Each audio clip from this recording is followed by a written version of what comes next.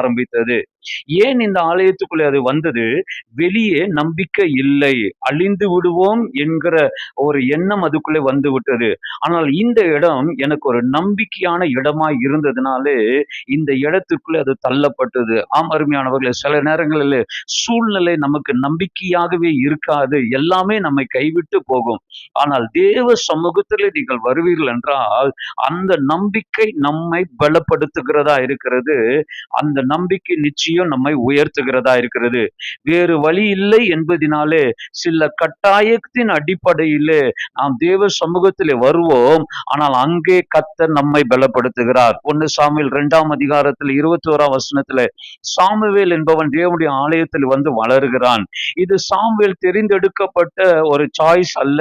அவன் தாயின் கட்டாயத்தின் அடிப்படையில் இந்த ஆலயத்துக்குள்ளே வருகிறான். 2ஆம் அதிகாரம் 18ஆம் வசனத்திலே சன்னல் நூல் தரித்தவனாய் இருக்கிறான். அவன் பெற்றோர்கள் அவன் கூட இல்லவில்லை. எல்லாமே அவனுக்கு எதிராகவே இருக்கிறது. ஆனால் அவன் அங்கே இருந்து பழகினதினாலே 1 சாமுவேல் 3ஆம் அதிகாரம் 1ஆம் வசனத்திலே சாமுவேல் என்று பிள்ளையாண்டான் என்று அறிமுகமாகிறான்.